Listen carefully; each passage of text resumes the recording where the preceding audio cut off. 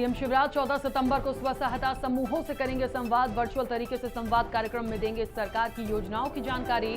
महिला स्व सहायता उन्मुखी कार्यक्रम को वर्चुअल तरीके से करेंगे संबोधित। मध्य प्रदेश के 19 जिलों में भारी बारिश का अलर्ट। इंदौर, भोपाल, जबलपुर, देवास समेत कई जिलों में भारी बारिश की संभावना।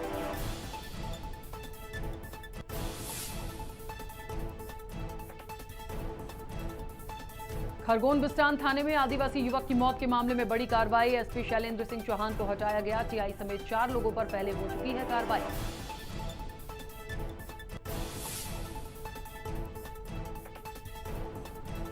मध्य प्रदेश में डेंगू का कहर। प्रदेश में अब तक डेंगू के 2500 से ज्यादा केस। स्वास्थ्य विभाग ने जारी किया अलर्ट।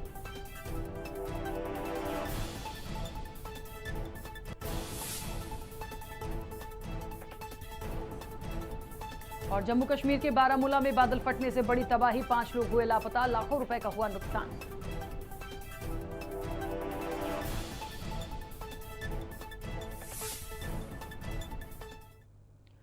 नमस्कार, खबर भारत देख रहे हैं आप। मैं हूं आपके साथ राखी। खबरों की शुरुआत करेंगे। गुजरात के सीएम के इस्तीफे के बाद मध्य प्रदेश में भी सियासी हलचल तेज हो गई है। सत्ता और संगठन में समन्वय लगातार बिगड़ता जा रहा है। अब सियासी गलियारों में ये सवाल उठने लगे हैं कि क्या मध्य प्रदेश में भी गुजरात जैसे हालात बनेंगे? क्या सीएम शिवराज भी अपनी कुर्सी को बचा पाएंगे? ऐसे कई सवालों के जवाब के लिए देखिए हमारी ये खास रिपोर्ट।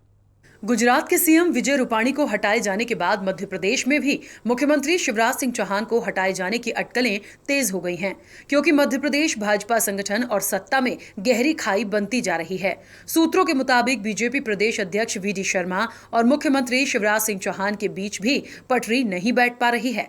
इस वजह से सत्ता और संगठन में खींचतान बढ़ती जा रही है।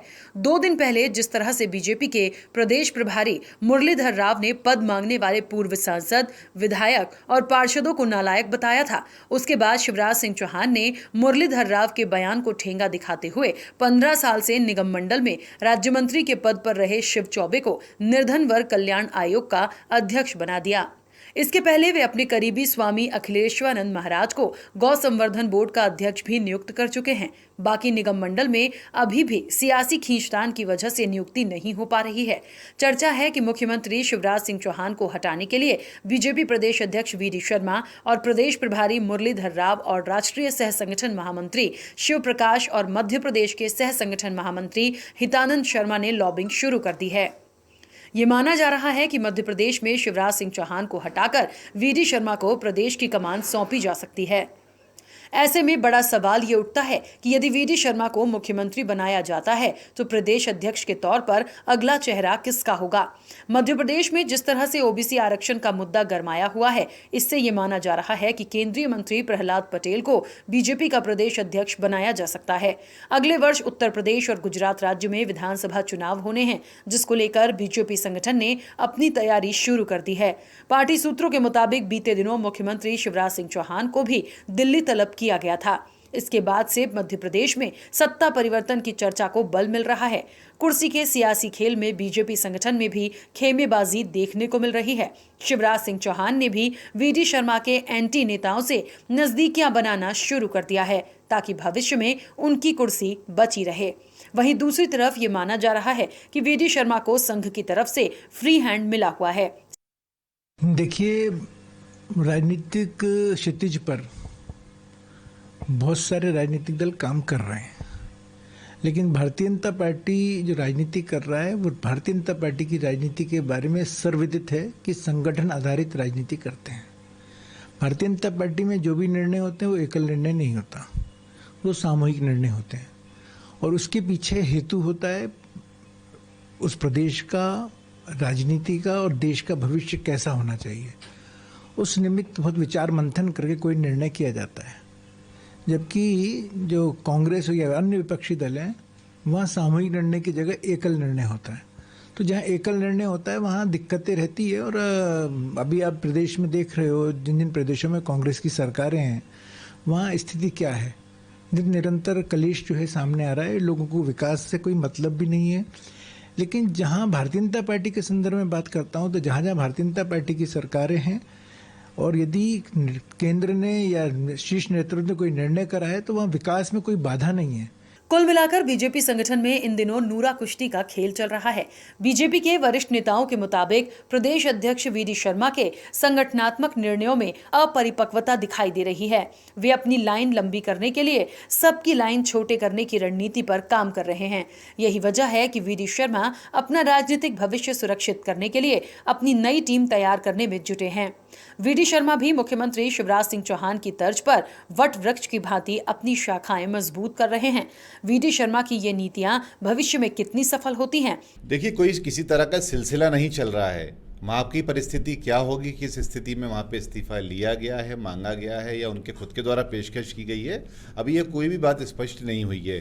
कांग्रेस भ्रमजाल फैलाने की एक्सपर्ट पार्टी है और ख्याली पुलाव बनाने में अब और आगे निकल गई है। कांग्रेस अपने नेता कमलनाथ को कृपया करके दिल्ली से पहले वापस बुला ले, कुछ दिन भोपाल रहने के लिए बात कर ले और उसके बाद भारतीय जनता पार्टी पर छीटाकशी करे।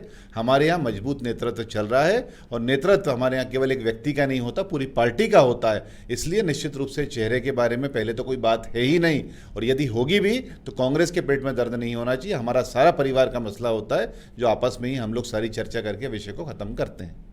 देखिए, भारतीय जनता पार्टी में जिस तरह के हालात हैं, 5 महीने में 5 मुख्यमंत्री बदल लिए, माना जा सकता है कि ऑल इज नॉट वेल और अगला नंबर निश्चित ही मध्य प्रदेश का है। जिस तरह से मुख्यमंत्री बिना किसी कार्यक्रम के लगातार दिल्ली दौरे कर रहे हैं, स्पष्ट तौर पर हाईकमान को साधने की और मैनेज करने की कोशिश कर रहे हैं, लेकिन ये साधने और मैनेज करने की राजनीति सफल नहीं होने वाली है। हम भी राजनीतिक क्षेत्र में रहते हैं, पक्की जानकारी अगला नंबर मध्य प्रदेश के मुख्यमंत्री शिवराज सिंह चौहान जी के बदलने का है।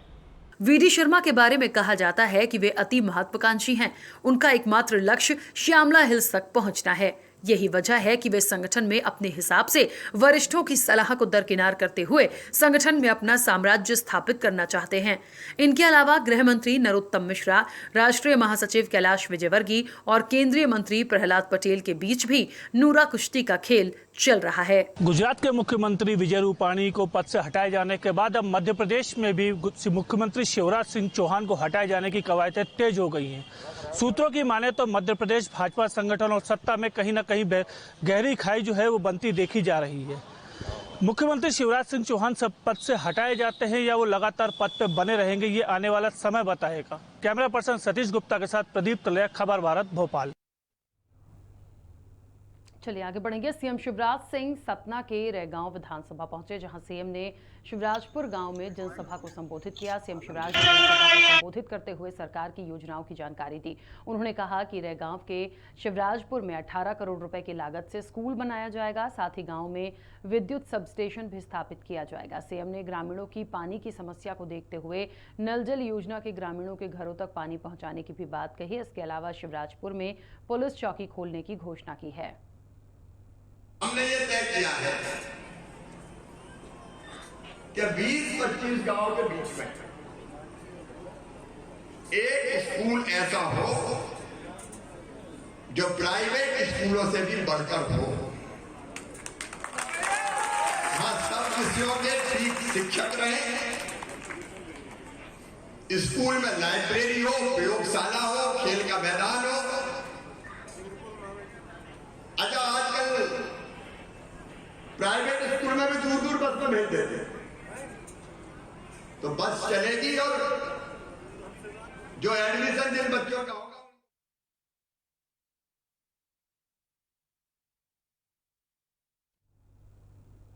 आस्था के जाधव नगर में अवैध गुमटी और शराबियों से जनता से परेशान हो चुकी हैं। आए दिन झगड़े होते रहते हैं। वहीं नरेंद्र राय यासीन राजू ने सुभाष मेवाड़ा के साथ मारपीट कर दी, जिसमें सुभाष के पैर में गंभीर चोट आई है, जिससे गुस्साए बजरंग सेना के कार्यकर्ताओं ने विरोध प्रदर्शन किया और पुलिस चौकी मेना का घेराव कर आरोपियों को गिरफ्तार करने की मांग की है। बजरंग सेना ने चेतावनी दी है कि अगर जल्द ही कार्रवाई नहीं हुई तो आंदोलन किया जाएगा।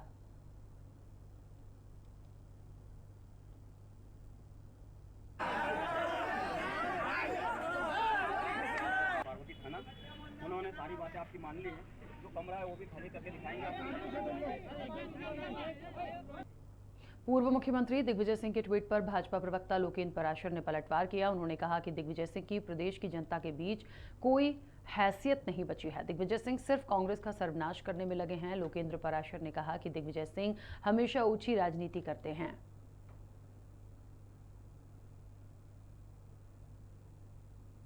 भारतीय जनता पार्टी केवल इवेंट देखो, वैसे तो दिग्विजय सिंह बोलने लायक आदमी बचे नहीं हैं, लेकिन दुर्भाग्य कहें क्या कहें, मध्य प्रदेश के पूर्व मुख्यमंत्री रहे हैं, इसलिए उनका एक ओहदा तो है, लेकिन आदमी के तौर पर उनकी कोई हैसियत सामाजिक आज बची नहीं है। वे इस प्रकार की टुच्ची और हलकती बातें करने में ही अपना समय गवाया करते हैं। वो चाहते हैं कि हम कहें नेहरू जी जो है देश का अपमान करते थे और मोदी जी देश का सम्मान कर रहे हैं। अगर ये वो कहलवाना चाहते हैं तो ये सच भी है। दिग्विजय सिंह चाहते हैं कि कांग्रेस का सर्वनाश हो जाए, इसलिए कांग्रेस को वो इस रास्ते पर ले जा रहे हैं कि कांग्रेस मध्य प्रदेश में तो बची नहीं, देश में भी किसी राज्य में भी नहीं बचे। और अब तो मुखिया ने दिग्विजय सिंह को ये काम ही दे दिया है कि कैसे कांग्रेस को पूरी तरह समाप्त करना है, उसकी नीति बनाओ। कांग्रेस प्रवक्ता अजय सिंह यादव ने बीजेपी सरकार पर निशाना साधा है। अजय सिंह ने कहा कि मध्य प्रदेश में कोरोना से लगभग 2.5 लाख लोगों की मृत्यु हुई है, लेकिन सरकार पीड़ित परिवारों की कोई मदद नहीं कर रही है। मुख्यमंत्री शिवराज सिंह चौहान को पीड़ित परिवारों से मुलाकात कर उनकी मदद करनी चाहिए। वहीं कांग्रेस ने मांग की है कि कोरोना से मरने वाले लोगों के मृत्यु प्रमाण पत्र पर प्रधानमंत्री नरेंद्र मोदी का फोटो लगाया जाए। भारतीय जनता पार्टी केवल इवेंट की, बैनर पोस्टर की पार्टी बन के रह गई है। इनका जनता की दुख तकलीफ से कोई लेना देना नहीं है। पहले प्रधानमंत्री मोदी जी के जन्मदिन पर महावैक्सीनेशन अभियान चलाने की तैयारी हुई, अब धार्मिक रंग देने की बात हो रही है। हम मुख्यमंत्री जी से मांग करते हैं कि मध्य प्रदेश में 2.5 लाख लोगों की कोरोना से मौत हुई, उनके मृत्यु प्रमाण पत्रों पर भी मोदी जी की तस्वीरें छपवा दें और साथ में उनके घर भी जाएं जिनके परिजनों की मौत मध्य प्रदेश सरकार की लापरवाही से, इलाज के अभाव में हुई। और दूसरी तरफ प्रदेश की जनता को गणेश उत्सव के लिए अनुमति नहीं मिल रही है और भाजपा के नेताओं को कोरोना की तीसरी लहर फैलाने के लिए बड़े बड़े आयोजन करना है, सरकारी खर्चे पे आयोजन करना है। इस तरह की राजनीति निंदनीय है। भारतीय जनता पार्टी सरकार से प्रदेश की जनता त्रस्त हो गई है, केवल और केवल मुक्ति का इंतजार कर रही है। राष्ट्रीय स्वाभिमान आंदोलन के संयोजक के.एन. गोविंदाचार्य चित्रकूट पहुंचे, जहां उन्होंने प्रकृति विकास संवाद कार्यक्रम को संबोधित किया। उन्होंने मंदाकिनी नदी के किनारे रात बिता रहे लोगों से बातचीत भी की। वहीं उन्होंने कहा कि यमुना दर्शन यात्रा के जरिए लोगों को जागरूक किया जा रहा है। यात्रा का समापन 14 सितंबर को प्रयागराज में होगा। गोविंदाचार्य ने कहा कि प्रकृति को ध्यान में रखकर देश का विकास करना होगा। मैं मानता हूँ कि ये सरकार केंद्र की है या प्रदेश की है, सर्वाधिक सक्षम है, इनको ही करना चाहिए। और जनता का भरोसा और अपेक्षा दोनों इन सरकारों से है। इसलिए इसमें 2 बातें आवश्यक है मुझे बता। एक, नदी में पानी की आवक हर मौसम में न्यूनतम पर्यावरणीय प्रवाह रहे, इसकी सुनिश्चिति करना। दूसरा, अतिक्रमण को परिभाषित करने के लिए पूरक नदियों और मुख्य नदियों को कानूनी अधिकार देना। जैसे रामलला विराजमान की नदी, रामलला एक लीगल एंटिटी माने गए थे, ऐसा ही नदियों का होना आवश्यक है। पन्ना जिले में उथले हीरा खदानों से हीरो की नीलामी एक बार फिर शुरू होने जा रही है। आपको बता दें कि 21 सितंबर से हीरो की नीलामी आयोजित की जाएगी। ये नीलामी कलेक्ट्रेट सभागार पन्ना में की जाएगी। नीलामी में कुल 139 नग हीरे रखे जाएंगे। इन हीरो का वजन लगभग 156.46 कैरेट है। सबसे ज्यादा आकर्षण का केंद्र 14 कैरेट का बड़ा हीरा बताया जा रहा है।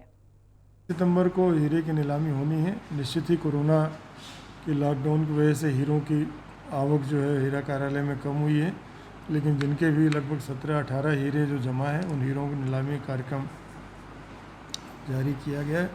सबसे बड़ा हीरा जो नीलामी में रखा है वो 14 कैरेट का है, जो पिछली बार नीलाम नहीं हुआ था। तो इस बार वो सबसे बड़ा हीरा वो नीलामी में है और अन्य हीरे भी हैं। तो सबसे अपील है, जो व्यापारी बंधु उनसे अपील है कि ये आके अपने नीलामी में भाग लें, और ताकि जो जिनके हीरे जमा हैं उनको उनकी हीरे का मूल्य मिल सके। मझगवा के केलहोरा ग्राम में स्वास्थ्य सुविधाओं के नाम पर फर्जीवाड़ा सामने आया है, जहां सब सेंटर खोलने के लिए बनाई गई बिल्डिंग भ्रष्टाचार की भेंट चढ़ गई है। करीब 12 लाख रुपयों की लागत से 4 साल पहले ठेकेदार ने बिल्डिंग बनाकर विभाग को हैंडओवर कर दिया है, लेकिन ये महज केवल शोपीस बनकर रह गई है। आलम यह है कि निर्माण के बाद से यहाँ 2 दिन भी अस्पताल संचालित नहीं हुआ। अब ये बिल्डिंग जर्जर हो गई है। बिल्डिंग में दरारें आ चुकी हैं, लोगों को दीवारों के गिरने का डर सता रहा है। वहीं कर्मचारी पंचायत भवन और आंगनबाड़ी भवनों में बैठकर टीकाकरण वैक्सीनेशन अभियान चला रहे हैं, लेकिन जिम्मेदारों पर कोई कार्रवाई नहीं हो रही है। मरीज परेशान हो रहे हैं। अभी तक मुझे किसी एमपीडब्ल्यू ने नहीं बताया है कि वहाँ पे जो बिल्डिंग है उसकी स्थिति बड़ी ख़राब है। 2 साल पहले बिल्डिंग की स्थिति काफ़ी ख़राब थी, तो मैंने इंजीनियर से बात करके उसको सुधारवाने के लिए एप्लीकेशन सीओचओ को लिखा था और इंजीनियर के लिए लिखा था, और उसके बाद उसमें सुधारात्मक कार्य हुए हैं। आज की डेट में यदि उसमें कोई समस्या हो रही है तो इसके लिए भी मैं इंजीनियर को, सीओचओ को और कलेक्टर साहब को अवगत कराऊंगा। रोका गया सर जी, यहाँ तो नहीं सुन पाया, इसलिए कानून वो अपने मन के करते ही चला गया शुरू से अंत तक, इसलिए रद्दी का सामान इसमें लगाया गया। तो इस यहाँ पे हो गया, इतना कष्ट जा रहा था, कहीं मझगवा ले जाओ, कहीं सतना ले जाओ। कि भाई बिल्डिंग तो बनी है, सब सेंटर बना है, सरकार ने बना के दिया है, 5-6 साल पहले बन गई है, लेकिन क्या है कि इतनी जर्जर हो चुकी है, ऊपर से उसकी जो छतें हैं और खिड़की दरवाजे हैं, नीचे की नींव की जो दीवारें हैं एकदम से फट करके बेकार हो गई है। उसके अंदर जाने से डर लगता है कि कहीं ऊपर ही न गिर जाए। इसकी वजह से थोड़ी अपनी जान की सुरक्षा करते हुए कहीं न कहीं शासकीय भवन पंचायत है तो उसमें अपना बैठ करके कार्यक्रम में वैक्सीनेशन वाला है निपटाते हैं। रतलाम के तेजानगर में एक 7 वर्षीय बालक हाई टेंशन लाइन की चपेट में आ गया। वहीं करंट लगने से बच्चे के सिर और दाढ़ी में चोट आई है, जिसके बाद परिजनों ने बच्चे को जिला अस्पताल में भर्ती कराया। मामले में पीड़ित बालक के परिजनों ने बिजली विभाग पर लापरवाही बरतने का आरोप लगाया है। सर, ये ऊपर 3 फेज की लाइन जा रही है, मैंने कई बार शिकायत करी है, एमपीबी में भी शिकायत करी है, मुख्यमंत्री हेल्पलाइन पे भी शिकायत करी है, कई बार उनको 50 बार हम शिकायत कर चुके हैं, मोहल्ले के वार्ड के भी शिकायत कर चुके हैं। हमने बोला कि सर ये लाइन हटा दो, तो लाइन हटाने के लिए उनको बोला तो एक बार एमपीबी से सर बोला कि 5 लाख रुपए का खर्चा आएगा, आप अगर स्वयं कर सकते हो वहन तो हम हटा सकते हैं, ऐसा बोला हमने 5 लाख रुपए सर एक फैमिली कैसे दे भाई कि सरकारी लाइन जा रही है। तो कितनी बार बोल चुके हम उनको हटा दो हटा दो हटा दो। आज ये घटना हुई है, इसके पूरा जिम्मेदार मैं एमपीबी को मानता हूँ। आज मेरे बच्चे को कुछ होता है तो इसकी जिम्मेदारी सारी एमपीबी डिपार्टमेंट पर, गवर्नमेंट के ऊपर रहेगी, क्योंकि मैंने इसकी बार 50 बार हमने भी शिकायत की और हमारे मोहल्ले के लोगों ने भी शिकायत की। मेरे अकेले के घर पे नहीं, हम 5 फैमिली के ऊपर से लाइन जा रही है जो खतरे का शिकार हो रही है बार बार। और इसी के साथ इस बुलेटिन में फिलहाल इतना ही। आप बने रहिए खबर भारत के साथ।